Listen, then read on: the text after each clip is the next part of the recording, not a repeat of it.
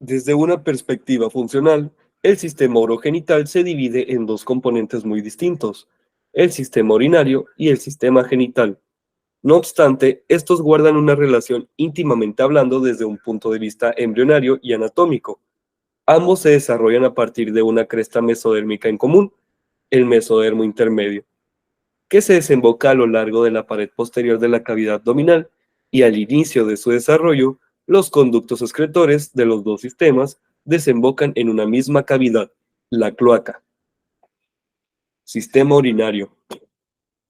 En secuencia cráneo-caudal, durante la vida intrauterina, se forman tres sistemas renales que se sitúan levemente sobreposicionados. El primero es el pronéfros. Este se encuentra incompleto en su formación y carece de función. El segundo, el mesonefros, puede funcionar por poco tiempo durante el periodo fetal temprano y ayuda a diferenciar el aparato genital del hombre. Y el tercero, el metanefros, da origen al riñón definitivo.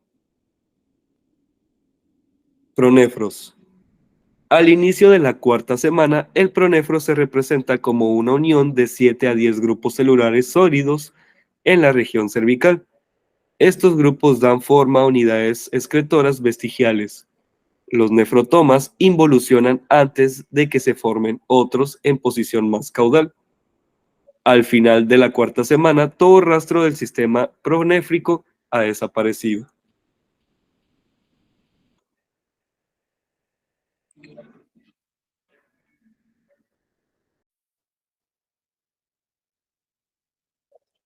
Mesonefros. El mesonefros y los conductos mesonéfricos derivan del mesodermo intermedio, desde los segmentos torácicos superiores hasta los lumbares superiores, que abarca hasta la L3.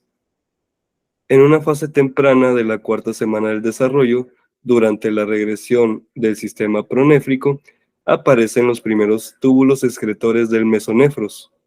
Estos se elongan con rapidez constituyendo una asa en forma de S y adquieren un ovillo capilar que dará origen al glomérulo en su extremo medial. Circundando el glomérulo, los túbulos forman a la cápsula de Bowman, y estas estructuras constituyen en conjunto un corpúsculo renal. En su región medial, el túbulo se abre paso por el conducto colector longitudinal, que también es conocido como el conducto mesonéfrico o conducto de Wolff. A mediados del segundo mes, el mesonefros origina a un orgánulo grande de forma ovoide a cada lado de la línea media, debido a que la gónada en desarrollo está en su región medial. La elevación que crean los dos órganos se conoce como cresta urogenital.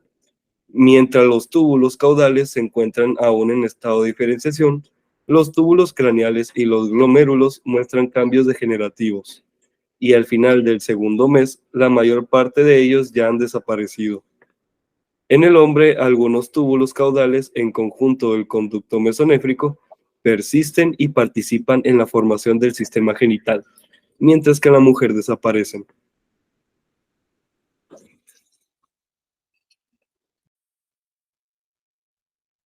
Metanefros, el riñón definitivo. El tercer órgano urinario, el metanefros o riñón definitivo, aparece en la quinta semana. Sus unidades excretoras se desarrollan a partir del mesodermo metanéfrico, de igual modo que el sistema mesonéfrico. El desarrollo del sistema de conductos difiere de los otros dos sistemas renales.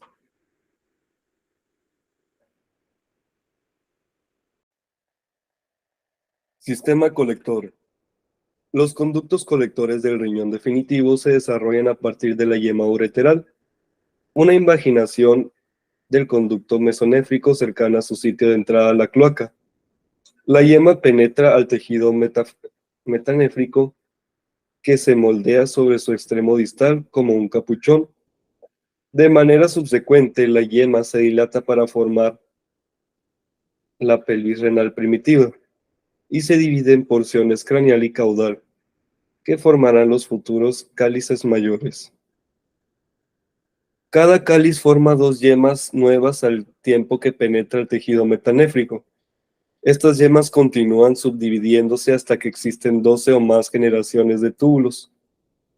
Entre tanto, en la periferia se forman más túbulos hasta el final del quinto mes.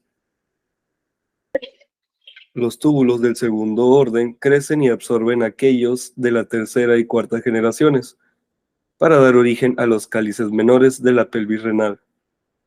En una fase posterior, los túbulos colectores de la quinta generación y las sucesivas se elongan en grado considerable y convergen en el cáliz menor para constituir la pirámide renal. La yema ureteral da origen al uréter, la pelvis renal, los cálices mayores y menores, y a entre 1 y 3 millones de túbulos colectores. Sistema excretor. El extremo distal de cada túbulo colector recién formado queda cubierto por un capuchón de tejido metanéfrico. Bajo la influencia inductora del túbulo, las células del capuchón tisular dan origen a vesículas pequeñas, las vesículas renales, que a su vez derivan en túbulos pequeños con forma de letra S. Los capilares crecen hacia interior de la dilatación en un extremo de la S y se diferencian en glomérulos. Estos túbulos, junto con sus glomérulos, dan origen a las nefronas o unidades excretoras.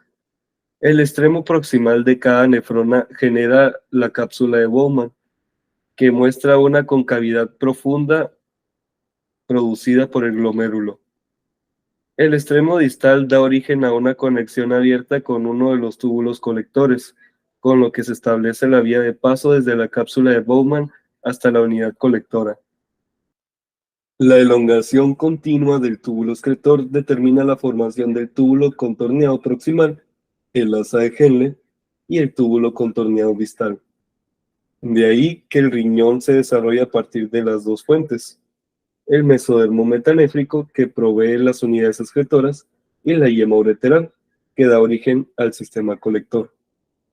Las nefronas se siguen formando hasta el nacimiento, momento en el que existen alrededor de 1 millón en cada riñón. La producción de orina inicia a la semana 12, seguida por la diferenciación de los capilares glomerulares, que comienzan a formarse a partir de la semana 10. Al momento del nacimiento, los riñones tienen un aspecto lobulado, pero ese aspecto desaparece durante la niñez como consecuencia del crecimiento adicional de las nefronas. No obstante, su número no se incrementa. Regulación molecular del desarrollo del riñón. Al igual para la mayor parte de los órganos, la diferenciación del riñón implica interacciones epitelio-mesénquima. En este ejemplo, el epitelio de la yema ureteral derivada del mesonefros interactúa con el mesénquima del blastema metanéfrico. El mesénquima expresa WT1, un factor de transcripción que permite que este tejido sea competente para responder a la inducción provocada por la yema ureteral. El WT1 también regula la síntesis del factor de crecimiento neurotrópico derivado de la glía, o la GDNF, y el factor de crecimiento de hepatocitos, la HGF, también llamado factor de dispersión. En el mesénquima y en las proteínas se estimulan la ramificación y el crecimiento de las yemas ureterales. Los receptores de sinasa de tirosina, la RET, para el GDNF y el MET para el GHF se sintetizan en el epitelio de las yemas ureterales, con lo que se establece la vía de señalización entre los dos tejidos. A su vez, las yemas inducen al mesénquima por medio del factor de crecimiento de fibroblastos 2 o la FGF2 y a la proteína morfogénica ósea 7, la BMP7.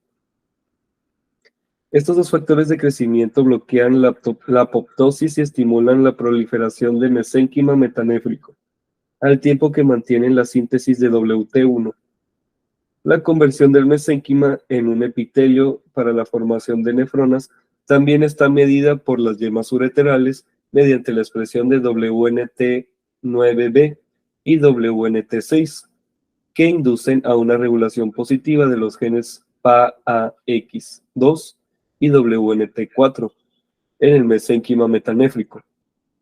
El factor PAX2 Promueve la condensación del mesénquima para prepararse para la formación de los túbulos. En tanto, WNT4 hace que el mesénquima condensado experimente la epitelización y constituya los túbulos. Por efecto de estas interacciones, la matriz extracelular también experimenta modificaciones. De este modo, fibronectina, colágena 1, colágena 3, son constituidas por lámina y colágena tipo 4, características de las láminas basales epiteliales. Además, se sintetizan las moléculas de adhesión celular sidecan y caderina E, esenciales para la condensación del mesénquima en epitelio. Correlaciones clínicas. Tumores y defectos renales. El tumor de Wilms es un tipo de cáncer renal que suele afectar a los niños antes de los 5 años de edad, pero también puede presentarse en el feto. El tumor de Wilms deriva de mutaciones del gen WT1 en la región 11p13 y puede relacionarse con otras anomalías y síndromes. Por ejemplo, el síndrome de WAGR, que se caracteriza por la presencia de tumor de Wilms, aniridia, gonadoblastomas, que son los tumores de las gónadas, y discapacidad intelectual, antes denominada retraso mental. La constelación de defectos deriva de una microdelección en el cromosoma 11 que afecta tanto al gen PAX6, que es la aniridia, como a la WT1, que se localiza a solo 700 kilobytes de distancia. De manera similar, el síndrome de Dennis-Dash se caracteriza por insuficiencia renal, genitales ambiguos y tumor de Wilms.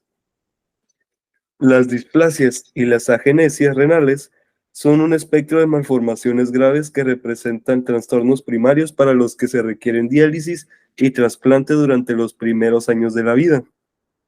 El riñón displásico multiquístico es un ejemplo de este grupo de anomalías en el que conductos numerosos están circuncidados por células indiferenciadas.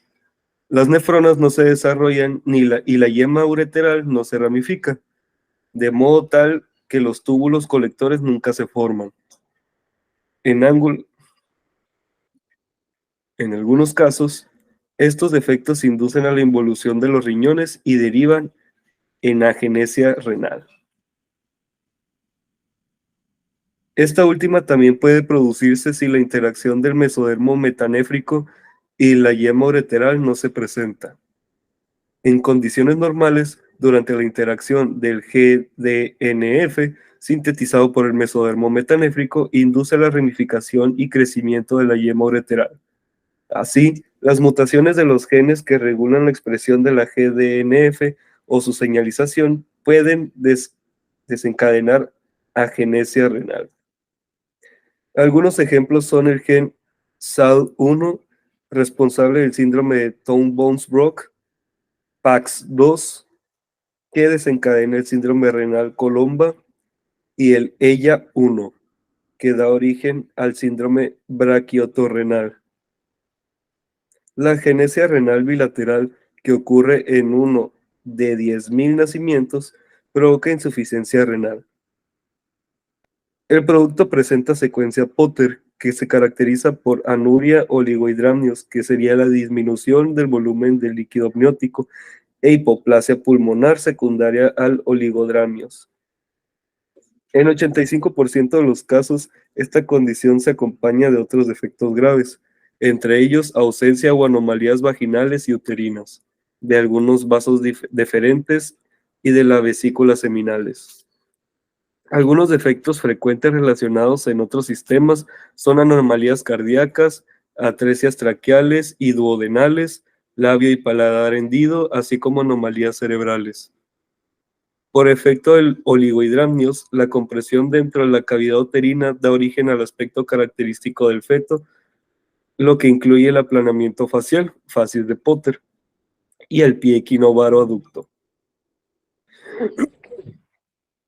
En la enfermedad renal poliquística congénita se forman quistes numerosos. Puede heredarse con un patrón autosómico recesivo o autosómico. Puede heredarse con un patrón autosómico recesivo o autosómico dominante.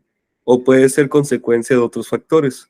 La enfermedad renal poliquística autosómica recesiva, sus siglas serían la ERPAR, que se observa en uno de 5.000 nacimientos, es un trastorno progresivo en que se forman quistes a partir de los túbulos colectores. Los riñones se vuelven muy grandes y se desarrolla insuficiencia renal durante la lactancia o la niñez. En la enfermedad renal poliquística autosómica dominante, se forman quistes a partir de todos los segmentos de la nefrona y no suele existir insuficiencia renal sino hasta la edad adulta. En la enfermedad autosómica dominante es más frecuente de 1 a 500 a 1 a 1000 nacimientos, pero avanza con más lentitud que la enfermedad autosómica recesiva.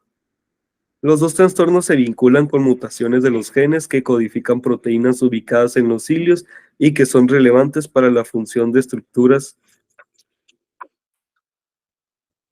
Estas anomalías pertenecen a un grupo creciente de trastornos denominados gliopatías, causados por mutaciones de las proteínas relacionadas con los cilios.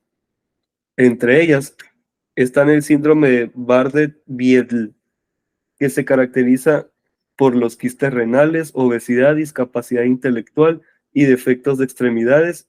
También se encuentra el síndrome de Meckel-Gruber, caracterizado por la presencia de quistes renales, hidrocefalia, microftalmia, paladar hendido, ausencia del tracto olfatorio y polidactilia.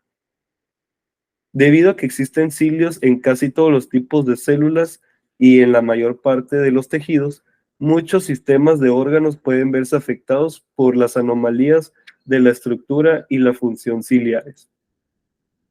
La duplicación del uréter se debe a una división temprana de la yema ureteral. Esta división puede ser parcial o completa, y el tejido metanéfrico puede separarse en dos porciones, cada una con su propia pelvis renal y uréter. A pesar de esto, es más frecuente que las dos partes tengan varios lóbulos en común como consecuencia de la mezcla de los túbulos colectores. En casos raros, un uréter drena en la vejiga, en tanto el otro ectópico, y lo hace en la vagina, uretra o vestíbulo. Esta anomalía es consecuencia del desarrollo de las dos yemas ureterales. Una de las yemas suele tener posición normal, en tanto la normal se desplaza hacia abajo junto con el conducto mesonéfrico. Así tiene un sitio de drenaje anómalo bajo, ya sea una vejiga, uretra, vagina o en la región del epidídimo.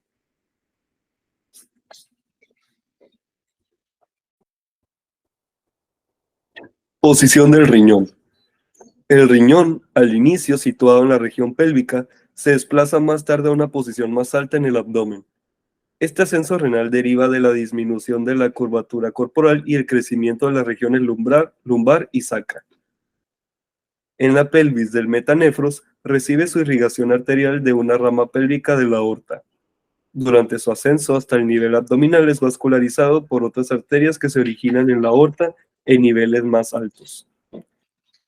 Los vasos inferiores suelen degenerar, pero algunos pueden conservarse. Función renal. El riñón definitivo, que se forma a partir de la metanefros, entra en función cerca de la semana 12. La orina se expulsa a la cavidad amniótica y se mezcla con el líquido amniótico. El líquido es deglutido por el feto y se recicla por los riñones. Durante la vida fetal, los riñones no son responsables de la excreción de los productos de desecho, toda vez que la placenta cumple esta función. Vejiga y uretra. Durante la cuarta a las séptimas semanas del desarrollo, la cloaca se divide en un seno urogenital en la región anterior y un conducto anal en la región posterior. El tabique urorectal es una capa de mesodermo ubicada entre el conducto anal primitivo y el seno urogenital. La punta del tabique dará origen al cuerpo del periné, un sitio de inserción de varios músculos perineales. Pueden distinguirse tres porciones en el seno urogenital. La porción superior y más grande corresponde a la vejiga urinaria. Al inicio, la vejiga está comunicada con el alantoides, pero cuando el lumen de este se oblitera, el remanente constituye un cordón fibroso, grueso, llamado uraco. que persiste y conecta el ápice de la vejiga con el cordón umbilical. En el adulto corresponde el ligamento umbilical medio. La porción siguiente es un conducto más bien estrecho, la porción pélvica del seno urogenital, que en el varón da origen a los segmentos prostáticos y membranosos de la uretra. La última parte es el segmento fálico del seno urogenital. Dicha porción muestra el aplanamiento lateral y al tiempo que el tubérculo genital crece, esa parte del seno experimenta tracción ventral. El desarrollo del segmento fálico del seno urogenital difiere en una gran medida entre los dos sexos. Durante el proceso de diferenciación de la cloaca, las porciones caudales de los conductos mesonéfricos quedan incluidos en la pared de la vejiga urinaria.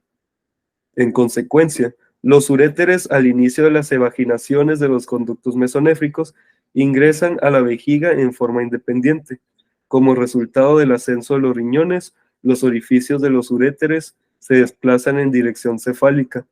De los conductos mesonéfricos se acercan entre sí para ingresar a la uretra prostática, y en el varón se convierten en los conductos eyaculadores, debido a que tanto los conductos mesofrénicos como los uréteres se originan a partir del mesodermo. La mucosa de la vejiga se forma por la incorporación de los conductos, el trígono vesical. Es también de origen mesodérmico. Al pasar el tiempo, el recubrimiento mesodérmico del trígono es sustituido por epitelio endodérmico, de tal modo que el interior de la vejiga queda por último cubierto en su totalidad por epitelio endodérmico. El epitelio de la uretra en ambos sexos se origina a partir del endodermo. El tejido conectivo y el tejido de músculo liso circundantes derivan del mesodermo visceral. Al final del tercer mes, el epitelio de la uretra prostática comienza a proliferar y da origen a varias evaginaciones que penetran al mesénquima circundante. En el varón, estas yemas constituyen la glándula prostática. En la mujer, la porción craneal de la uretra da origen a las glándulas uretrales y parauretrales.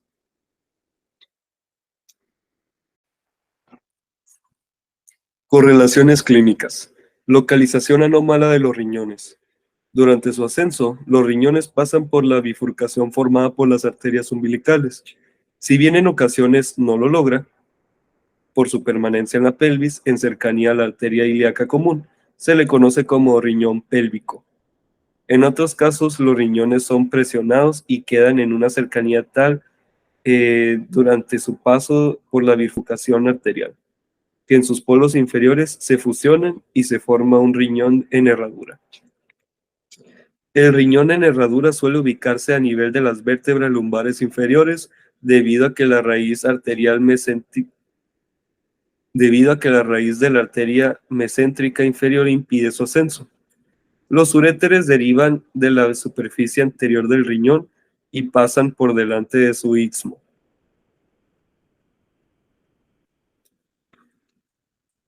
Los uréteres derivan de la superficie anterior del riñón y pasan por delante de su istmo en dirección caudal. El riñón en herradura se detecta en 1 a 6.000 personas. El riñón en herradura se detecta en 1 a 600 personas. Las arterias renales accesorias son comunes, derivan de la persistencia de vasos embrionarios que se forman durante el ascenso de los riñones. Estas arterias suelen derivar de la aorta e ingresan por los polos superior e inferior de los riñones. Segunda correlación clínica. Como otra correlación clínica tenemos a los defectos vesicales. Cuando el lumen de la porción intraembrionaria del alantoides persiste en una forma de fístula del ureter. Cuando el lumen de la porción intraembrionaria del alantoides persiste, se forma una fístula de uraco, que se puede permitir el drenaje de orina por el ombligo. Si solo persiste una región limitada del alantoides, la actividad secretora de su revestimiento da origen a una dilatación quística, un quiste del uraco. El seno del uraco se forma cuando persiste el lumen de la porción cefálica del conducto. Este seno suele tener continuidad con la vejiga urinaria. La extrofia vesical es un defecto de la pared corporal anterior que en la mucosa vesical queda expuesta. La epispadía es una característica constante y el tracto urinario abierto se extiende por la cara dorsal del pene, la vejiga y hasta el ombligo. La extrofia vesical quizás sea producto de una incapacidad de los pliegues laterales de la pared corporal para fusionarse en la línea media en la región de la pelvis. Esta anomalía rara ocurre en 2 de 10.000 nacimientos. La extrofia cloacal es un defecto más grave de la pared ventral del cuerpo en que se interrumpe el avance y el cierre de los pliegues laterales de la pared corporal en mayor grado que el observado con la extrofia vesical. Además del defecto de cierre, se compromete el desarrollo normal del tabique urorectal, de modo que también existen malformaciones en el conducto anal y ano imperforado. Por otra parte, puesto de que los pliegues corporales no se fusionan, las protuberancias genitales se mantienen separadas y determinan defectos genitales externos. La incidencia de este defecto baja de 1 a 30.000 embarazos.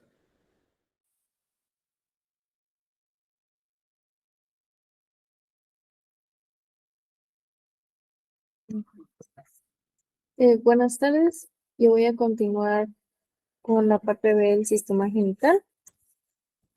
Entonces, primero vamos a retomar acerca de las gónadas. Como ya sabemos, el sexo del embrión queda determinado genéticamente al momento de la fecundación. Las gónadas no adquieren características morfológicas masculinas o femeninas, sino hasta la 7ª semana del desarrollo. Ya habíamos visto anteriormente que el espermatozoide es el que define si carga con el cromosoma X o el cromosoma Y. Las gónadas aparecen al inicio como un par de rebordes longitudinales que son las crestas genitales o gonadales. Las células terminales primordiales surgen del epiblasto.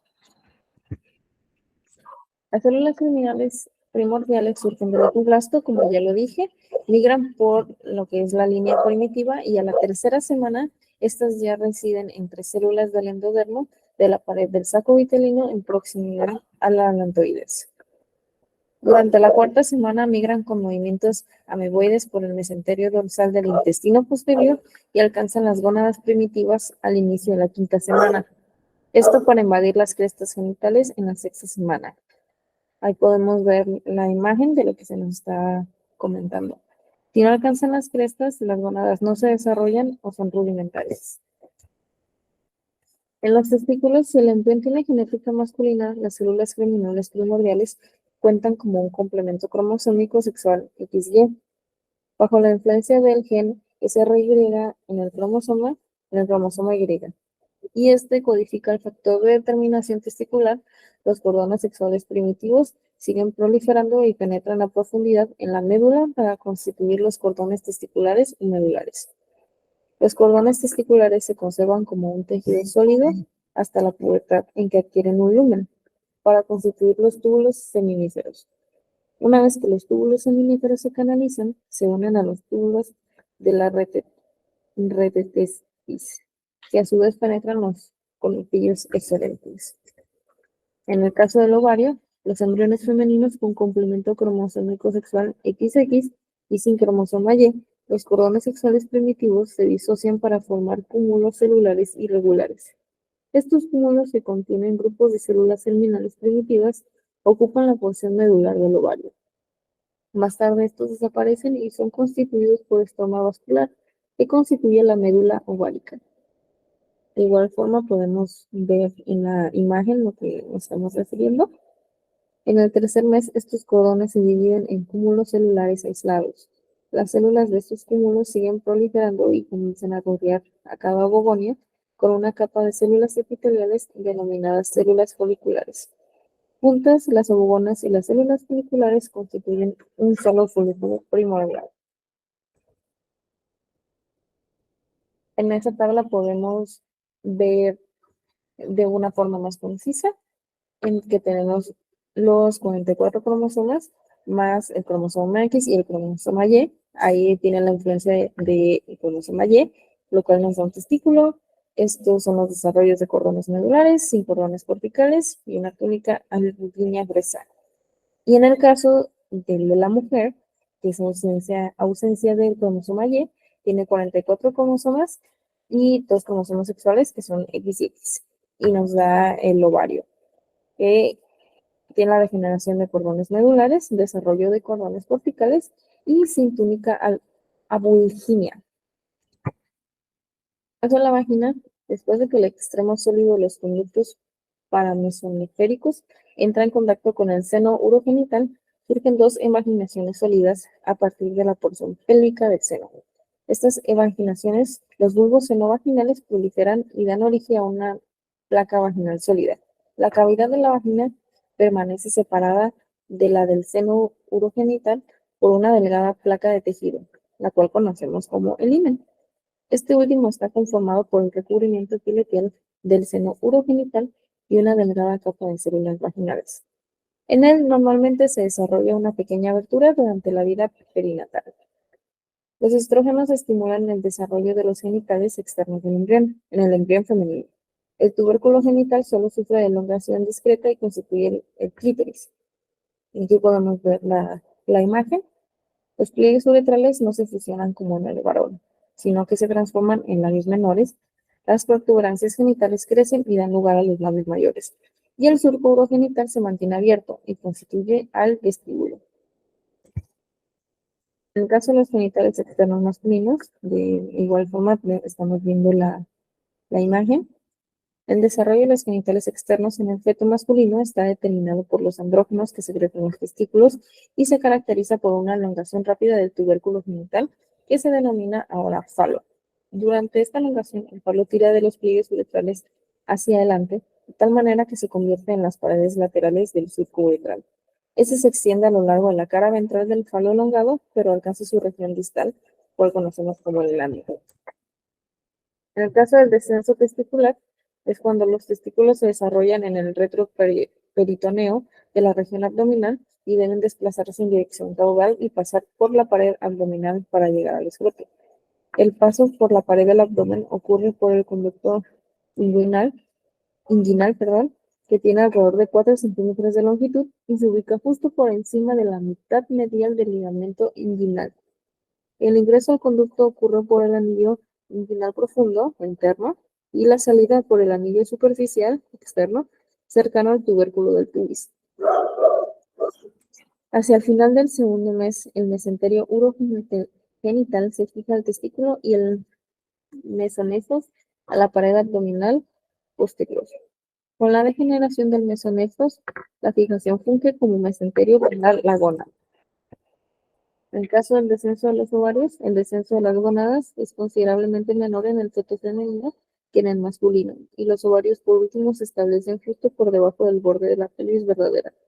El ligamento genital craneal constituye el ligamento suspensorio del ovario. En tanto, el ligamento genital caudal da origen al ligamento uterovárico, que es el ligamento del ovario propiamente dicho, y el ligamento redondo del útero. Este último se extiende hacia los labios mayores. Por mi parte, eso sería todo por nuestra parte del equipo, destacando Rodríguez y Sofía Luna. Entonces, esperamos haya sido de tu agrado esta exposición.